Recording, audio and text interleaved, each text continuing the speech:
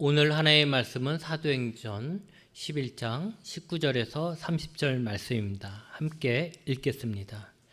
그때 세세반의 일로 일어난 환란으로 말미암아 흩어진 자들이 베니게와 구브로와 안디옥까지 이르러 유대인에게만 말씀을 전하는데 그 중에 구브로와 구레네 몇 사람이 안디옥에 이르러 헬라인에게도 말하여 주 예수를 전파하니 주의 손이 그들과 함께 하심에 수많은 사람들이 믿고 주께 돌아오더라. 예루살렘 교회가 이 사람들의 소문을 듣고 바나바를 안디옥까지 보내니 그가 이르러 하나님의 은혜를 보고 기뻐하여 모든 사람에게 굳건한 마음으로 주와 함께 머물러 있으라 권하니 바나바는 착한 사람이요 성령과 믿음이 충만한 사람이라. 이에 큰 무리가 주께 더해지더라. 바나바가 사울을 찾으러 다소에 가서 만남에 안디옥에 데리고 와서 둘이 교회에 1년간 모여 있어 큰 무리를 가르쳤고 제자들이 안디옥에서 비로소 그리스도인이라 일컬음을 받게 되었더라. 그때 선지자들이 예루살렘에서 안디옥에 이르니 그 중에 아가볼하는 한 사람이 일어나 성령으로 말하되 천에 큰 흉년이 들리라 하더니 글라우디오 때에 그렇게 되니라. 제자들이 각각 그 힘대로 유대에 사는 형제들에게 부조를 보내기로 작정하고 이를 실행하여 바나바와 사울의 손으로 장로들에게 보내니라. 아멘. 교회가 이제 세워지는 것을 보면 마치 사람이 성장하는 것과 비슷하다는 것을 알 수 있습니다. 사람이 태어나고 자라기 위해서 부모를 비롯한 어른들의 헌신적인 보호가 필요합니다. 그리고 아이는 부모의 돌봄 속에서 잘 먹고 잘 배워야 합니다. 때에 따라 부모가 아닌 학교 선생님처럼 다른 사람의 도움을 받기도 합니다. 그리고 아이가 부모나 선생님을 잘 따르면 그 부모와 선생님을 닮은 또 사람이 되어지게 됩니다. 교회도 마찬가지입니다. 어떤 교회든지 처음 시작하는 사람들의 눈물 나는 헌신이 필요합니다. 그 헌신에서 교회가 자라는데 하나님께서 때에 따라 공급하는 것을 잘 받아야 잘 큽니다.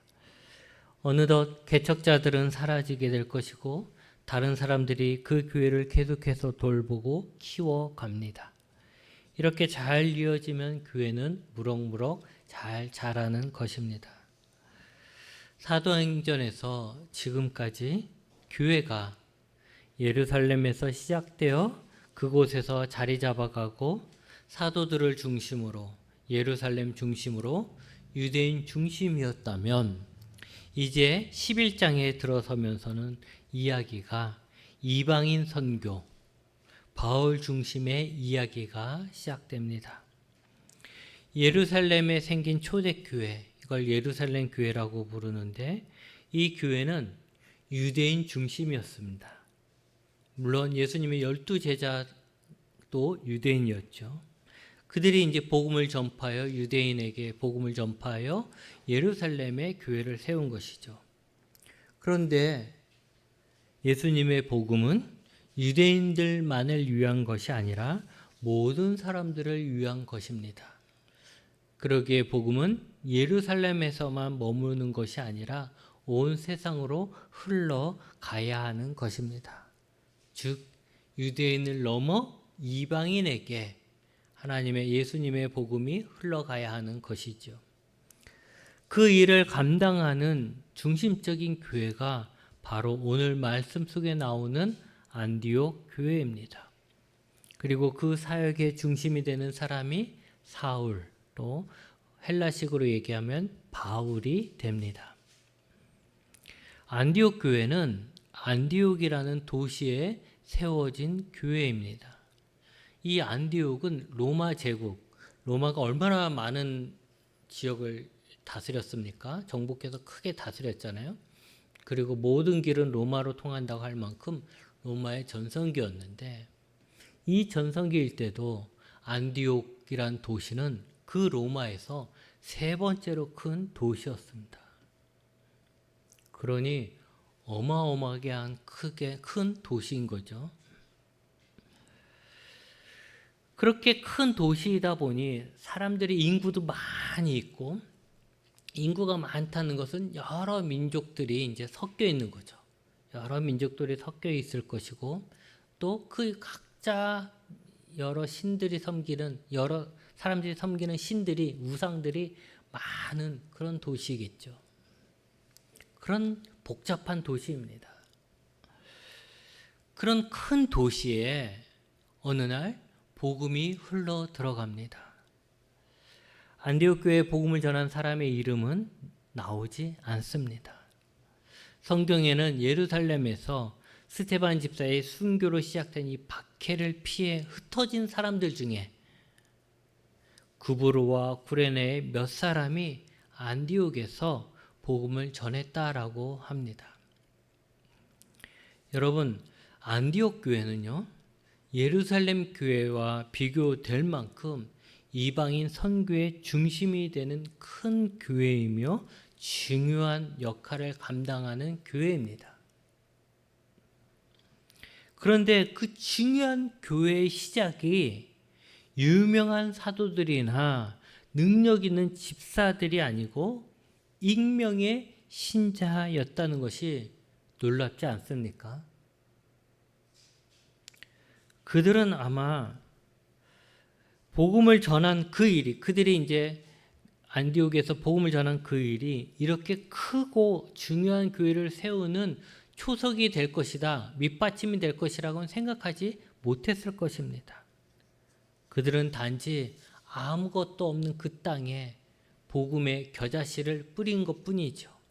그런데 그 씨가 자라서 나무가 되고 새들의 보금자리가 될 만큼 커진 것입니다. 만약 그들에게 처음부터 그런 큰 나무를 심어라고 했으면 그들은 아우 못합니다 라고 했을 거예요. 그들은 그냥 작은 복음을 전했을 뿐이죠. 그렇다고 해서 그들의 공로가 적은 것은 아닙니다. 저는 이런 생각을 종종 했습니다. 만약 내가 무인도에 갇힌다면, 아무도 살지 않는 무인도에 갇힌다면 내가 하나님을 찬양하고 주일 예배를 주일마다 드릴까 하는 생각을 해보는 거죠. 내가 교회가 없는 낯선 지역에 살게 된다면 과연 나는 그곳에서 그 사람들에게 복음을 전하고 나 혼자서 하나님 앞에 예배를 드릴까 한번 생각을 해봤어요. 그런데 쉽지는 않을 것 같아요. 우리가 함께 예배드리고 함께하는 사람들이 있으니 이렇게 쉽게 모여서 예배드리고 하나님을 찬양하지, 아무도 없다면 내가 과연 할 수 있을까? 아무도 예수님을 믿지 않는데 그곳에 가서 예수님 믿자고, 교회가 뭔지도 모르는 그 사람들에게 예수님 믿자고 얘기할 수 있을까? 생각을 해보면 쉽지 않다라는 거죠. 여러분, 이들은 선교를 위해 교회에서 파송을 받은 자들이 아닙니다. 이들은 그냥 예수님을 믿다가 핍박을 피해 다른 지역으로 이사를 간 것뿐이에요. 근데 그 다른 지역에는 예수님 믿는 사람들이 없으니 그냥 그곳에서 예수님을 전한 겁니다. 야, 너희들 예수님 몰라? 왜 예수님을 몰라? 예수님은 이런 분이야 라면서 전했던 것이죠. 우리가 보통 복음을 전할 때 우리가 생각하는 것처럼 길거리에서 예수 믿으세요 라고 하는 것이 아니라, 이때의 전도를 보면 보통 회당에서 유대인들을 중심으로 예수님이 메시아이심을 전했던 거예요. 각 지역에, 유대인들이 사는 각 지역에는 회당이라는 것이 있잖아요. 지금으로 보면 교회 같은 그런 회당이라는 곳에 있어요. 근데 그 회당에는 유대인들이 있어요. 유대인들이 이제 성전에 가지 못할까 일주일에 한 번씩 모여서 그곳에서 우리처럼 하나님 말씀 나누고 뭐 이렇게 했다는 거죠. 그러니까 그곳에 유대인들이 있어요. 근데 유대인들만 아니고 그곳에 종종 경건한 이방인들이 있어요. 경건한 이방이라는 건 뭐냐면 이방인인데, 유대인이 아닌 이방인인데 하나님을 믿는, 유대교를 믿는 이방인들이 있었다는 거죠. 그러니까 그들이 함께 예배를 드리는데 그곳에서 이제 가가지고 그곳에서 이제 말할 기회를 얻어서 예수님을 전하는 거죠. 우리가 기다렸던 하나님 보내신다는 메시아가 있지 않았느냐? 근데 그 메시아가 오셨다. 그게 누군지 아니? 예수님이다. 뭐 이런 식으로 해서 이제 예수님을 전하게 된 것이죠. 그런데 특별하게 여기서는 오늘 말씀에는 헬라인에게도 예수님을 전했다라고 합니다. 그렇다면 이들은 회당에서만이 아니라 하나님을 알지 못하는 헬라인, 심지어 이들은 아마 다른 신을 섬기고 있었을 거예요. 다른 신을 섬기고 있는 헬라인에게까지 예수님을 전한 것입니다. 안전하게 유대인들만 모여있는 그곳에서 그곳에 온 사람들에게만 복음을 전한 게 아니라 그냥 이 회당에 들어오지도 않는 그냥 살아가는 사람들, 이방신을 섬기고 있는 그 사람들에게도 복음을 전하기 시작한 거예요. 여러분, 예수님을 믿지 않는 자들, 다른 신을 섬기고 있는 자들에게 예수님의 복음을 전한다는 거 쉽지 않습니다. 그렇죠? 지금의 우리도 쉽지 않죠. 불교 다니는 사람들에게, 부처 믿는 사람에게 야, 예수님 믿어 라고 말하는 거 쉽지 않습니다. 그러니까 그러기 위해서는 그들에겐 용기가 필요했었던 것이죠. 그런데 여러분, 중요한 것은 교회가 없는 그곳에서도 하나님은 그들과 함께 하셨다라는 것입니다. 그들이 예수님을 전할 때 하나님이 역사하셨어요. 그들과 함께 하심으로 하나님이 역사하셨어요. 그러니까 수많은 사람들이 그들의 이야기를 믿게 되는 거예요. 눈으로 보게 되고 경험하게 되니까 저가 하는 말이 사실인가 보다. 제가 이야기하는 예수가 정말 있나 보다 라는 생각을 하게 되는 것이죠. 그렇게 함으로 인해서 예수님을 영접하게 된 거예요. 그래서 수많은 사람들이 예수님을 영접했다라고 얘기합니다. 여러분, 오순절 이후 베드로가 복음을 전할 때 수천 명이 회개했다라고 했지요. 근데 우리는 이렇게 생각합니다. 그래, 베드로는 예수님의 수제자였으니까 그만한 자격이 돼. 능력이 있어. 이런 식으로 어떤 자격이나 그 사람이 가지고 있는 능력이나 재능으로 사역의 결과를 인정하려고 해요. 그만한 능력이 있으니까 그렇게 됐지. 그만한 자격이 있으니까 그만큼 됐지. 그만큼 노력했으니까 그렇게 됐지. 그만한 인맥이 있고 그만한 백이 있으니까 그렇게 됐지라고 이야기를 해요. 근데 반면에 자신은 그런 자격이 없으니까, 나는 그런 능력이 없으니까, 나는 그런 부모가 없으니까 안 돼라고 미리 포기합니다.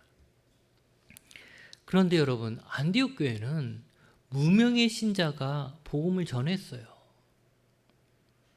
그런데도 수많은 사람들이 예수님을 믿었다라는 것이죠. 그렇다면 결국 복음을 전한 사람이 어떤 자격이나 지식이나 능력으로 결과를 만들어내는 것이 아니라 뭐 신학 박사 자격증이 있어야 하는 거고, 뭐 교회에 큰 높은 직분이 있어야 하는 거고, 교회를 뭐 얼마나 오래 다녀야 하는 것이고, 또 무슨 모태 신앙이어야 되고 신앙이 3대째 신앙인이어야 되고 막 이런 자격 조건이 있어야 그런 일들이 일어나는 것이 아니라 그냥 하나님께서 그 전하는 자와 함께 하실 때 그런 놀라운 결과를 만들어낸다는 것을 알 수 있습니다. 결국 우리가 갖고 있는 능력이 아니라 하나님이 우리에게 부어주시는 그 능력, 하나님이 우리와 함께 하시는 그 능력으로 역사가 일어나는 것입니다.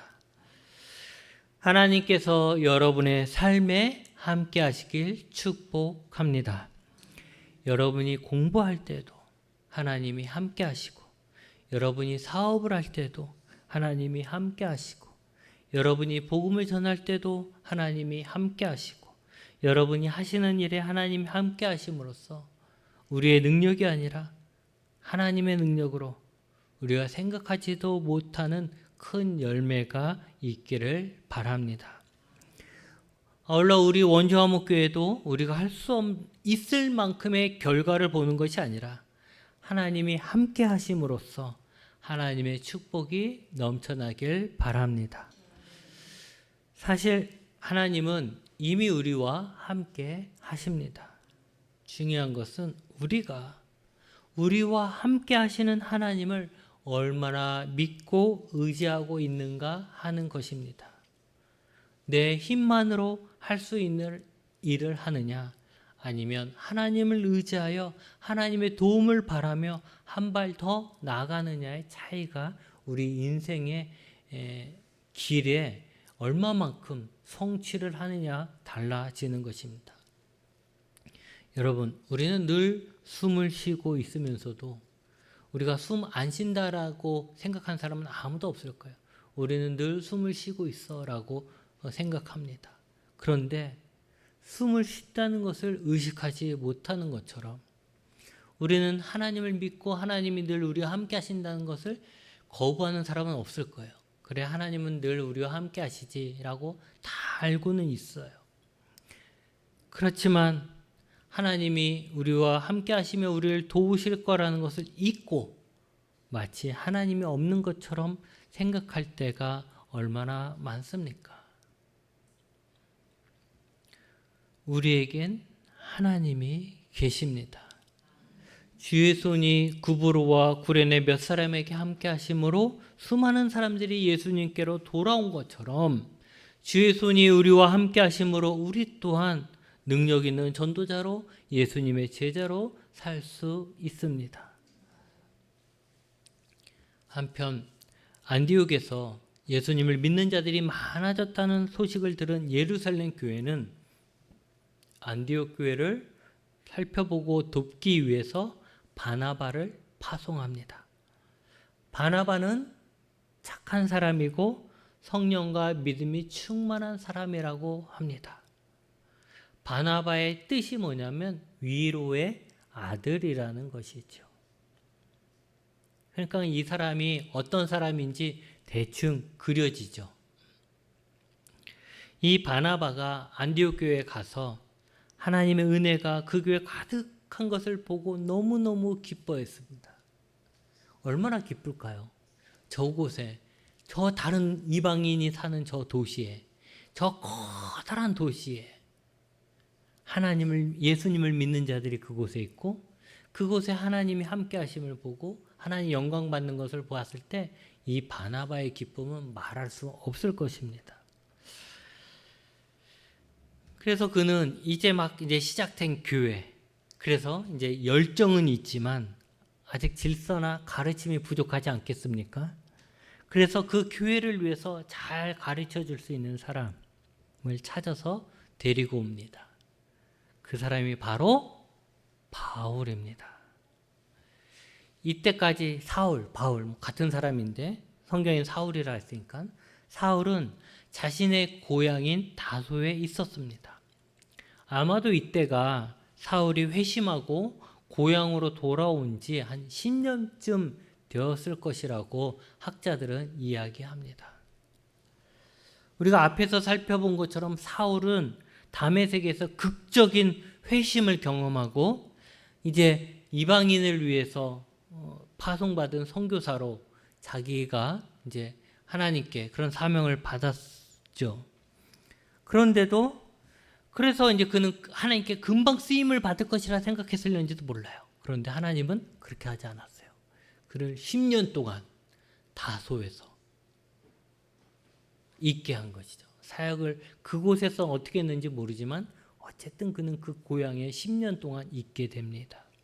그리고 드디어 이 10년이 흐른 후에 본격적으로 이방인의 선교사로 쓰임을 받게 됩니다.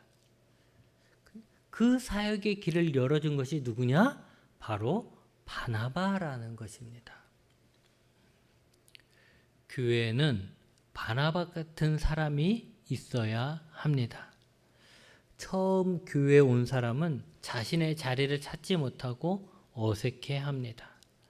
그럴 때 바나바 같이 착하고 성령 충만한 사람, 다른 사람들을 잘 인도해주는 사람이 그 사람을 안내해서 교회에서 자신의 자리를 찾을 수 있도록 도와준다면 새로운 사람은 교회에 잘 정착하고 일꾼이 될 것입니다. 여러분이 우리 교회에 바나바 같은 사람이 되길 바랍니다. 바나바와 사울이 함께 안디옥에서 목회함으로써 그 교회는 더욱 튼튼하게 성장하게 됩니다. 안디옥 교회의 성장은 단순히 수적으로만 성장한 것이 아닙니다. 그보다는 내면적인 성장이 더 눈에 띕니다. 먼저 안디옥 교회는 처음으로 그리스도인이라는 호칭을 들었습니다. 지금은 그리스도인이라는 호칭이 흔하지만 그 당시에는 그런 호칭이 없었겠죠. 그 호칭이 어디서 나왔느냐? 바로 이 안디옥 교회에서 나왔다라는 것이죠. 이 호칭은 그리스도를 따르는 자들이란 뜻이에요. 예수님을 따르는 자들. 이 호칭이 안디옥 교회에서 나온 겁니다. 이것은 중요한 의미를 갖고 있습니다. 왜 사람들이 안디옥 교회를 다니는 사람들에게 저 사람은 그리스도인이다, 그리스도를 따르는 자들이다 라는 새로운 이름으로 불렀을까라는 것이죠. 그전엔 그런 이름이 없었는데 왜 그들을 그렇게 새롭게 불렀을까라는 거예요. 그것은 교회 밖의 사람들이 봤을 때 안디옥 교회가 특이하다, 새롭다라는 것을 인식했기 때문인 것이죠. 저 사람들 저기 모여서 뭘 하는데 희한하네? 좀 다르네? 라는 거예요. 그전에 있었던 교회들은 예루살렘 유대교 안에 있는 다른 종파 정도로 인식되었을 것입니다. 왜냐하면 유대인들과 똑같이 회당에서 복음을 전하고 유대인들을 대상으로 했기 때문에, 또 유대인들이 믿는 하나님을 믿고 있고 그 교리를 전하는 자도 유대인이기 때문인 것이죠. 그래서 외부에서 봤을 때는 유대교나 교회나 구분이 별 되지 않는 거예요. 그러니까 그냥 같이 퉁쳐서 유대인이다 했을 것입니다. 유대교다 했을 겁니다. 그런데 안디옥 교회는 그렇지 않았다는 거죠. 일단 유대인만이 아니라 헬라인들이 그 교회의 구성원이었어요. 그리고 그들의 가르침이 유대인들이 말하는 하나님에 대한 가르침이 아니라, 우리가 있는 구약의 가르침이 아니라 예수님에 대한 가르침이었던 것이죠. 그들이 주님으로 고백하며 배우고 따르려는 자가 예수님이었다라는 거예요. 이제는 외부에서 봐도 유대인의 회당하고 교회가 다르게 보이는 것입니다. 이것이 사울과 바나바가 목회를 한 지 1년 정도 되었을 때예요. 그러니까 이들이 얼마나 예수님을 전했을까, 얼마나 이들에게 예수님에 대해서 가르쳤을까라는 것을 알 수 있는 것이죠. 여러분, 교회는 하나님을 믿는 곳입니다. 하지만 유대인들도 이슬람교도 하나님을 믿습니다. 하나님을 예배합니다. 이들도.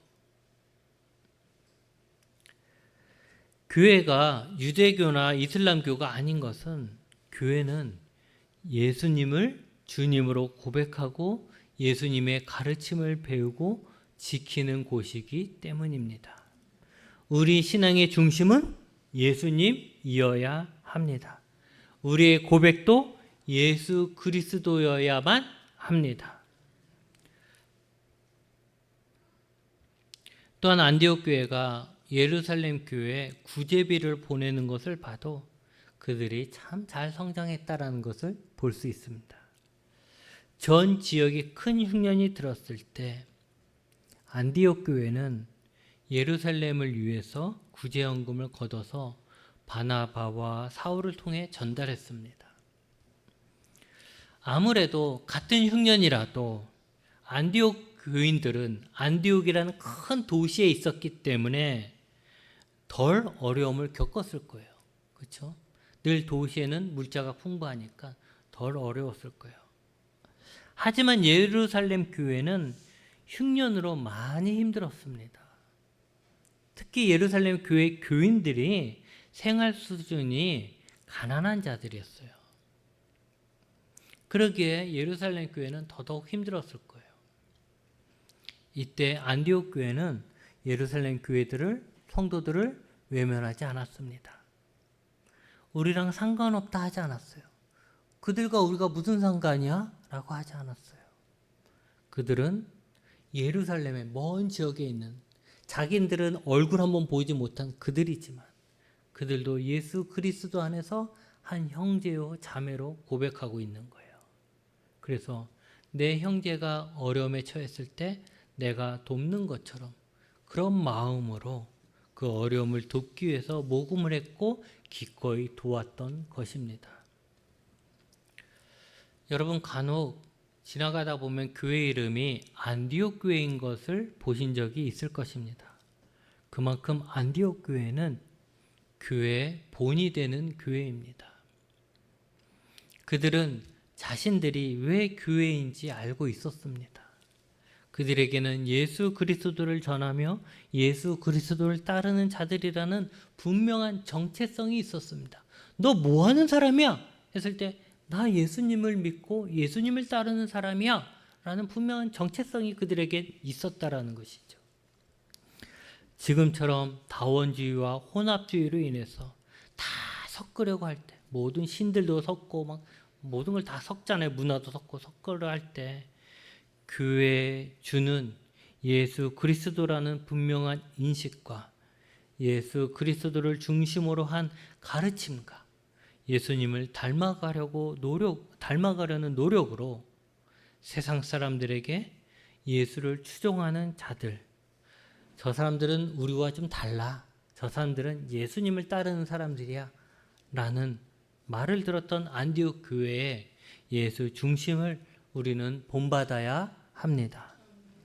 또한 이기적인 시대, 공동체 의식이 다 깨져버리고 약해져 버린 이 시대입니다. 교회는 하나이지만 각 지교회로 쪼개지고 나뉘어서 연합이 참 힘듭니다. 오직 자기가 출석하는 교회만 교회라고 생각하고 다른 교회를 한 형제의 자매라고 생각하지 않고 오히려 경쟁 상대로 생각하고 있는 것이 이 시대입니다. 이런 것은 하나인 교회를 분열시키는 것이고 그만큼 교회가 세상을 이길 힘을 잃어가고 있는 것입니다. 이럴 때 우리는 안디옥 교회가 보여준 예루살렘 교회를 형제처럼 여기고 돕는 모습을 본받아야 합니다. 우리는 우리 원주화목교회 하나의 교회가 아니라 모든 교회가 예수 그리스도 안에서 한 형제요 자매라는 것을 인식해야 하는 것이죠. 끝으로 안디옥 교회가 세워질 수 있었던 것은 예수님을 믿지 않는 자들에게 복음을 전한 무명의 전도자들, 그리고 교회 초기에 가르치고 목회를 한 바나바와 사울의 사역, 그리고 그들의 사역에 함께 하신 하나님이 계셨기에 가능했던 것입니다. 여러분, 우리처럼 작은 교회는 우리 모두가 무명의 전도자들이고 모두가 바나바이고 사울이 되어야 합니다. 바라기는 원주화목교회가 안디옥 교회 같이 이 시대에 좋은 본이 되는 교회가 되기를 꿈꾸며 함께 세워가길 바랍니다. 기도하시겠습니다.